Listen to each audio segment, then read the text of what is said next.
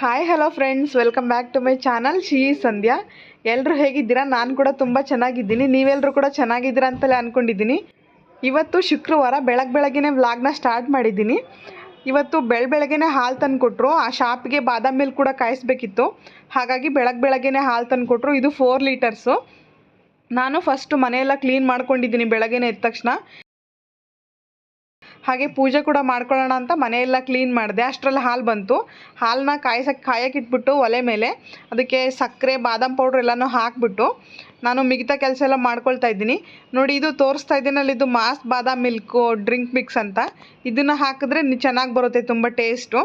So ಅದನ್ನು ಒಲೆ ಮೇಲೆ ಹಾಲು ಕಾಯಕ್ಕೆ ಇಟ್ಬಿಟ್ಟು ನಾನು ಸ್ನಾನ ಎಲ್ಲ ಮುಗಿಸಿ ಇಲ್ಲಿ ಬಾಗಿಲು ಪೂಜೆ ಮಾಡೋಣ ಅಂದ್ಬಿಟ್ಟು ಬಾಗಿಲು ಪೂಜೆನ ಮಾಡ್ತಾಯಿದ್ದೀನಿ. ಫಸ್ಟು ಬಾಗಿಲನ್ನು ನೀಟಾಗಿ ಗುಡಿಸಿ ಒರೆಸಿ ಆಮೇಲೆ ಅದಕ್ಕೆ ಅರಿಶಿನ ಹಾಕೋಣ ಅಂದ್ಬಿಟ್ಟು ರೆಡಿ ಮಾಡ್ಕೊಳ್ತಾ ಇದ್ದೀನಿ. ಅರಿಶಿನ ಪುಡಿನ ಕಲಿಸ್ಕೊಳ್ಬೇಕಾದ್ರೆ ನೀರಲ್ಲಿ ಕಲಿಸ್ಕೊಳ್ದಂಗೆ ನಾವು ಸ್ವಲ್ಪ ಮೊಸರನ್ನ ಹಾಕಿ ಕಲಿಸ್ಕೊಂಡ್ರೆ ತುಂಬ ಚೆನ್ನಾಗಿ ಕಲರ್ ಬರುತ್ತೆ. ಒಂದು ವಾರದವರೆಗೂ ತುಂಬಾ ಚೆನ್ನಾಗಿರುತ್ತೆ ಕಲರು. ಬೇಗ ಕಲರ್ ಡಿಮ್ ಆಗೋದಿಲ್ಲ. ನಮ್ಮ ಮನೆ ಬಾಗಿಲಿಗೆ ಪೇಂಟ್ ಏನೂ ಹಾಕ್ಸಿಲ್ಲ. ನನಗೆ ಈ ಪೇಂಟ್ ಎಲ್ಲ ಹಾಕ್ಸಿದ್ರೆ ಅಷ್ಟೊಂದು ಇಷ್ಟ ಆಗೋದಿಲ್ಲ. ಶುಕ್ರವಾರ, ಮಂಗಳವಾರ ಇಂಥ ಟೈಮಲ್ಲಿ ನಾನೇ ಅರಿಶಿನ ಪುಡಿನ ಹಾಕ್ಬಿಟ್ಟು ನೀಟಾಗಿ ಕುಂಕುಮ ಹಾಗೆ ಅಕ್ಕಿ ಹಿಟ್ಟಿಂದ ಬೊಟ್ಟನ್ನ ಇಟ್ಕೊಂಡ್ರೆ ನನಗೆ ತುಂಬಾ ಚೆನ್ನಾಗಿರುತ್ತೆ ಅನಿಸುತ್ತೆ. ತುಂಬಾ ಇಷ್ಟ ಈ ಥರ ಮಾಡೋದು. ಹಾಗಾಗಿ ನಾನು ಪೇಂಟ್ ಏನು ಮಾಡ್ಸೋಕೆ ಹೋಗಿಲ್ಲ. ಮುಂಚೆನೂ ಖಾಲಿನೇ ಇತ್ತು ನಾವು ಈ ಮನೆಗೆ ಬಾಡಿಗೆಗೆ ಬಂದಾಗ್ಲೂ. ಇವಾಗಲೂ ಕೂಡ ಹಾಗೆ ಪ್ಲೇನೇ ಇಟ್ಕೊಂಡಿದ್ದೀವಿ, ನಾವೇನು ಪೇಂಟ್ ಮಾಡ್ಸೋಕೆ ಹೋಗಿಲ್ಲ. ಫಸ್ಟು ನೀಟಾಗಿ ಅರಿಶಿನೆಲ್ಲ ಬಾಗಿಲಿಗೆ ಹಚ್ಕೊಂಡ್ಬಿಟ್ಟು ಆಮೇಲೆ ಕುಂಕುಮದ ಬೊಟ್ಟನ್ನ ಇಟ್ಟು ಆಮೇಲೆ ಅಕ್ಕಿ ಹಿಟ್ಟಿಂದ ಬೊಟ್ಟನ್ನ ಇಡ್ತಾಯಿದ್ದೀನಿ. ಇದು ಅಕ್ಕಿ ಹಿಟ್ಟಿಂದ ಬೊಟ್ಟನ್ನ ಇಡೋದ್ರಿಂದ ತುಂಬಾ ಒಳ್ಳೆಯದು. ಹಾಗೆ ದಿನ ಮನೆ ಮುಂದೆ ಯಾವಾಗಲೂ ರಂಗೋಲಿಗೆ ಅಕ್ಕಿ ಹಿಟ್ಟನ್ನ ಬೆರೆಸ್ಕೊಂಡು ರಂಗೋಲಿನ ಹಾಕಿದ್ರೂ ಕೂಡ ತುಂಬಾ ಒಳ್ಳೆಯದು. ನಾನು ಇಲ್ಲಿ ಅಕ್ಕಿ ಹಿಟ್ಟನ್ನೆಲ್ಲ ಇಟ್ಬಿಟ್ಟು ನೀಟಾಗಿ ಬಾಗಿಲ ಮೇಲೆ ರಂಗೋಲಿನ ಹಾಕೊಳ್ತಾ ಇದ್ದೀನಿ. ಇವತ್ತಿಂದ ಆಷಾಢನೂ ಕೂಡ ಸ್ಟಾರ್ಟ್ ಆಯಿತು. ಹಾಗೆ ಇವತ್ತು ಶುಕ್ರವಾರ ಅಲ್ವಾ, ಇವತ್ತು ಫಸ್ಟ್ನೇ ಆಷಾಢ ಶುಕ್ರವಾರ ಅಂದ್ಬಿಟ್ಟು ಬಾಗಿಲು ಪೂಜೆನೂ ಮಾಡ್ಕೊಳ್ಳೋಣ ಅಂತ ಅಂದ್ಬಿಟ್ಟು ಇಲ್ಲಿ ರೆಡಿ ಮಾಡ್ಕೊಳ್ತಾ ಇದ್ದೀನಿ. ನೀಟಾಗಿ ಎಲ್ಲ ರಂಗೋಲಿ ಹಾಕ್ಕೊಂಡು ಈ ಥರ ಯಾವುದಾದ್ರೂ ಅಪರೂಪದ ದಿನಗಳಲ್ಲಿ, ಹಬ್ಬದ ದಿನಗಳಲ್ಲಿ ನಾವು ದ್ವಾರ ಪೂಜೆ ಅಂತ ಕರೀತಾರೆ ಅದಕ್ಕೆ, ಇದನ್ನು ಮಾಡಿಕೊಂಡ್ರೆ ಮನೇಲಿ ತುಂಬ ಪಾಸಿಟಿವ್ ಎನರ್ಜಿ ಇರುತ್ತೆ, ತುಂಬಾ ಒಳ್ಳೇದು ಕೂಡ. ಯಾವಾಗಲೂ ಮನೇಲಿ ಪಾಸಿಟಿವ್ ವೈಬ್ಸು ಜಾಸ್ತಿ ಆಗುತ್ತೆ. ನಾನಿಲ್ಲಿ ನೀಟಾಗಿ ರಂಗೋಲಿನ ಹಾಕ್ಬಿಟ್ಟು ಅದಕ್ಕೆಲ್ಲ ಕುಂಕುಮದ ಬೊಟ್ಟನ್ನ ಇಟ್ಕೊಳ್ತಾ ಇದ್ದೀನಿ. ನೆಕ್ಸ್ಟು ಬಾಗಿಲು ಮುಂದೆ ಒಂದು ಚಿಕ್ಕ ರಂಗೋಲಿನ ಹಾಕೊಳ್ತಾ ಇದ್ದೀನಿ. ದಿನಾಗಲೂ ರಂಗೋಲಿನ ಹಾಕಿದ್ರೆ ತುಂಬಾ ಮನೆಗೆ ದೈವಿಕ ದೃಷ್ಟಿ ಇರುತ್ತೆ ಅಂತ ಹೇಳ್ತಾರೆ. ನನಗಂತೂ ತುಂಬಾ ಇಷ್ಟ. ಬೆಳಗ್ಗೆ ಎದ್ದ ತಕ್ಷಣ ಮನೆಯೆಲ್ಲ ಕ್ಲೀನ್ ಮಾಡಿ ಮನೆ ಮುಂದೆ ಒಂದು ಚಿಕ್ಕ ರಂಗೋಲಿನಾದರೂ ನಾವು ಹಾಕಬೇಕು. ನಮಗೆ ಡೈಲಿ ದೊಡ್ಡ ರಂಗೋಲಿನ ಹಾಕೋಕ್ಕಾಗಲಿಲ್ಲ ಅಂತಂದ್ರೂ ಯಾವುದಾದ್ರೂ ಚಿಕ್ಕದು ನಮಗೆ ಬಂದ ಡಿಸೈನ್ ಆದರೂ ಹಾಕೋಬೇಕು. ಇದು ಮನೇಲಿ ಇರೋರಿಗೆ ದಿನ ರಂಗೋಲಿ ಹಾಕೋಕ್ಕೆ ತುಂಬ ಚೆನ್ನಾಗಿ ಅನಿಸುತ್ತೆ. ಆದರೆ ಕೆಲ್ಸಕ್ಕೆ ಹೋಗೋರು ಇರ್ತಾರಲ್ಲ, ಅವ್ರಿಗೆ ತುಂಬಾ ಕಷ್ಟ. ಅಂಥವರು ಮನೆ ಬಾಗಿಲನ್ನ ಖಾಲಿ ಬಿಡ್ದಲೆ ಒಂದು ಪೇಂಟಲ್ಲಾದ್ರೂ ನೀಟಾಗಿ ಒಂದು ಚಿಕ್ಕ ರಂಗೋಲಿ ಥರನ ಹಾಕೋಬಹುದು. ಇಲ್ಲ ಅಂತಂದರೆ ಇವಾಗ ಆನ್ಲೈನಲ್ಲಿ ರಂಗೋಲಿ ಸ್ಟಿಕ್ಕರ್ ಸಿಗುತ್ತೆ, ಅದನ್ನಾದರೂ ತಂದು ಅಂಟಿಸ್ಕೋಬೋದು. ಅದು ಕೂಡ ತುಂಬಾ ಚೆನ್ನಾಗಿರುತ್ತೆ. ನಾನಿಲ್ಲಿ ರಂಗೋಲಿನೆಲ್ಲ ಇಟ್ಟು ದೇವ್ರ ಪೂಜೆಗೆ ರೆಡಿ ಮಾಡ್ಕೊಳ್ತಾ ಇದ್ದೀನಿ. ದೇವ್ರ ಪೂಜೆಗೆ ರೆಡಿ ಮಾಡ್ಕೊಳ್ಳೋಕ್ಕಿಂತ ಮುಂಚೆ ದೇವ್ರ ಪೂಜೆ ಪಾತ್ರೆನ ತೊಳ್ಕೊಳ್ಬೇಕು. ಎಲ್ಲರೂ ಏನೇನೋ ಲಿಕ್ವಿಡಿಂದ ತೊಳಿತಾರೆ, ಆದರೆ ನಾನು ಹುಣಸೆಹಣ್ಣಿಂದ ತೊಳಿತೀನಿ. ಹುಣಸೆಹಣ್ಣು ಮತ್ತು ರಂಗೋಲಿನ ಹಾಕಿ ತೊಳಿತೀನಿ ದೇವ್ರ ಪಾತ್ರೆನ. ನನಗದು ತುಂಬಾ ಚೆನ್ನಾಗಿದೆ ಅಂತ ಅನಿಸುತ್ತೆ. ಬಾಗಿಲಿಗೆ ನೀಟಾಗಿ ರಂಗೋಲಿನೆಲ್ಲ ಹಾಕಿ ಬಂದು ಅಷ್ಟರಲ್ಲಿ ಬಾದಾಮ್ ಮಿಲ್ಕ್ ಕೂಡ ರೆಡಿಯಾಗಿತ್ತು. ಅದನ್ನು ಫ್ಯಾನ್ ಕೆಳಗಡೆ ತಣ್ಣಗಾಗಲಿ ಅಂತ ಇಟ್ಟಿದ್ದೀನಿ. ಅದನ್ನೇ ಸ್ವಲ್ಪ ನೋಡ್ತಾ ಇದ್ದೆ ತಣ್ಣಗಾಗಿದೆಯಾ ಅಂತ ಅಂದ್ಬಿಟ್ಟು.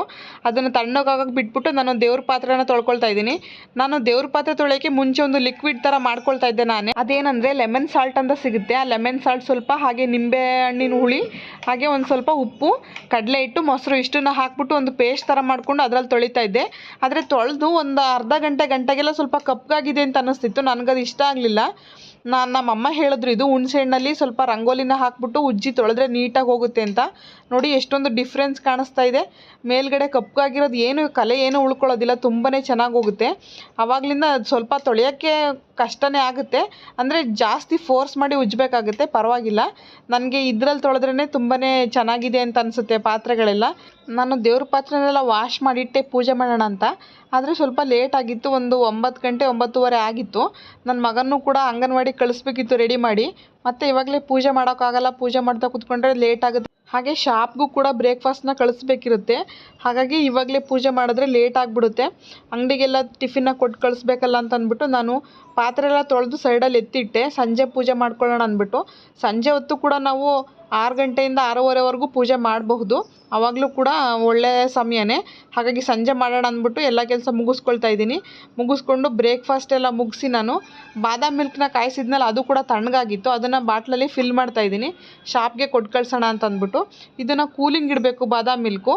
ಫಸ್ಟೇ ಕೂಲಿಂಗ್ ಇಟ್ಟು ತುಂಬಿಟ್ರೆ ಚೆನ್ನಾಗಿರಲ್ಲ. ಫಸ್ಟ್ ಬಾಟ್ಲಲ್ಲಿ ಸ್ವಲ್ಪ ಬಿಸಿ ಎಲ್ಲ ಕಡಿಮೆ ಆದಮೇಲೆ ಬಾಟ್ಲಲ್ಲಿ ಹಾಕ್ಬಿಟ್ಟು ಆಮೇಲೆ ಕೂಲಿಂಗ್ ಇಡಬೇಕು. ಬಾಟ್ಲಲ್ಲಿ ಬಾದಾಮ್ ಮಿಲ್ಕ್ ಹಾಕುವಾಗ ಸ್ವಲ್ಪ ಡ್ರೈ ಫ್ರೂಟ್ನೆಲ್ಲ ಹಾಕ್ತೀವಿ ನಾವು. ಬಾದಾಮಿ, ಗೋಡಂಬಿ, ಪಿಸ್ತಾ ಹಾಗೆ ಒಣ ದ್ರಾಕ್ಷಿ ಇಷ್ಟನ್ನು ಒಂದು ಬಾಕ್ಸಲ್ಲಿ ಫಿಲ್ ಮಾಡಿ ಮುಂದೆ ಇಟ್ಕೊಂಡಿರ್ತೀವಿ. ಅದನ್ನು ಒಂದು ಸ್ವಲ್ಪ ಹಾಕ್ಬಿಟ್ಟು ಬಾಟ್ಲಿಗೆ ಆಮೇಲೆ ಹಾಲು ಹಾಕಿ ತುಂಬಿ ಬಾಟಲ್ಗೆ ಕ್ಯಾಪ್ನ ಹಾಕ್ತೀವಿ. ಈ ಥರ ಬಾಟ್ಲುಗಳು ಸಿಗುತ್ತೆ.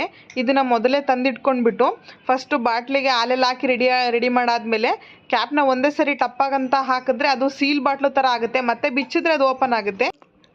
ಈ ಬಾದಾಮ್ ಮಿಲ್ಕು ತುಂಬಾ ಟೇಸ್ಟಿಯಾಗಿರುತ್ತೆ. ನನಗಂತೂ ತುಂಬಾ ಇಷ್ಟ. ಈ ಬಾದಾಮ್ ಪೌಡರ್ನ ನಾವು ಚಿಕ್ಕ ಮಕ್ಕಳಲ್ಲಿರುವಾಗ ನಮ್ಮ ದೊಡ್ಡಪ್ಪ ತರ್ತಿದ್ರು. ಆವಾಗ ನಾವು ಹಾಲ್ಗೆ ಹಾಕೊಂಡು ಕುಡಿತಿದ್ವಿ. ಬಾದಾಮ್ ಮಿಲ್ಕೆಲ್ಲ ಫಿಲ್ ಮಾಡಿ ಶಾಪಿಗೆ ಕಳಿಸ್ಕೊಟ್ಟೆ ಬಾಟ್ಲನ್ನ. ಸಂಜೆ ಆಗಿತ್ತು, ನನ್ನ ಪೂಜೆ ಕೂಡ ಮುಗೀತು. ಪೂಜೆನ ಸಿಂಪಲ್ಲಾಗೆ ಮಾಡಿದ್ದೀನಿ. ಪೂಜೆ ಮಾಡಿ ಆದಮೇಲೆ ಸಾಂಬ್ರಾಣಿ ಹೊಗೆನ ಹಾಕಬೇಕು.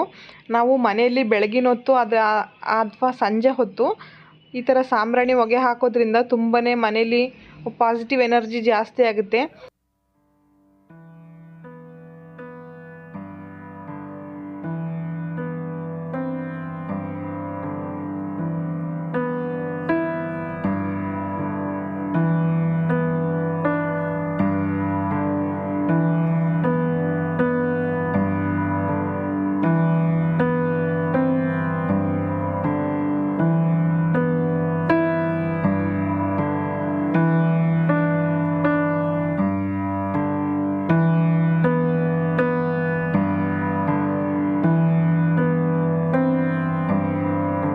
ನಾನು ಪೂಜೆ ಎಲ್ಲ ಮುಗಿಸಿ ಆದಮೇಲೆ ಲಾಸ್ಟಲ್ಲಿ ಈ ಥರ ಸಾಂಬ್ರಾಣಿ ಹಾಕ್ತೀನಿ.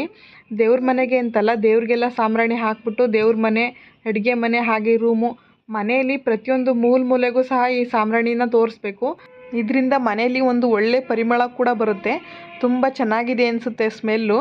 ಹಾಗೆ ಎಲ್ಲ ಕಡೆ ಪಾಸಿಟಿವ್ ಎನರ್ಜಿ ಕೂಡ ಜಾಸ್ತಿ ಆಗುತ್ತೆ. ಮನೆಗೆಲ್ಲ ಹಾಕ್ಬಿಟ್ಟು ಬಾಗಿಲಿಗೂ ಕೂಡ ತೋರಿಸ್ಬೇಕು. ನೋಡಿ, ಬೆಳಗ್ಗೆ ಹಾಕಿದ ರಂಗೋಲಿ ಇನ್ನೂ ಹೋಗಿಲ್ಲ. ತುಂಬಾ ಚೆನ್ನಾಗಿದೆ. ನಮ್ಮದು ಅಪಾರ್ಟ್ಮೆಂಟ್ ಆಗಿರೋದ್ರಿಂದ ಇಲ್ಲಿ ಯಾರೂ ಬರೋದಿಲ್ಲ. ತುಂಬಾ ಚೆನ್ನಾಗಿರುತ್ತೆ. ನಾನು ಎಲ್ಲ ಕಡೆ ತೋರಿಸ್ಬಿಟ್ಟು ದೇವ್ರಿಗೂ ಕೂಡ ತೋರಿಸ್ತಾ ಇದ್ದೀನಿ.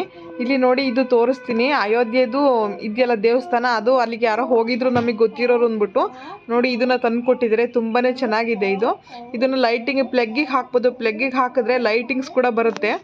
ನಾನು ಪ್ಲಗ್ಗಿಗೆಲ್ಲೂ ಹಾಕಕ್ಕೆ ಹೋಗಿಲ್ಲ. ಹಾಗೆ ದೇವ್ರ ಹತ್ರ ಇಟ್ಬಿಟ್ಟು ಪೂಜೆ ಮಾಡೋಣ ಅಂತ ಅಂದ್ಬಿಟ್ಟು ಇಲ್ಲೇ ಇಟ್ಕೊಂಡಿದ್ದೀನಿ. ನೋಡಿ, ಮುಂದೆ ಹನುಮಂತ ಇರೋದು, ಹಿಂದೆ ರಾಮ ಮಂದಿರ, ಹಾಗೆ ಮೇಲೆ ಜೈ ಶ್ರೀರಾಮ್ ಅಂತ ಬರೆದಿರೋದು ಬಾವುಟ ಎಲ್ಲ ಕೂಡ ತುಂಬಾ ಚೆನ್ನಾಗಿದೆ. ನನಗಂತೂ ಇದು ಗಿಫ್ಟ್ ತುಂಬಾ ಇಷ್ಟ ಆಯಿತು.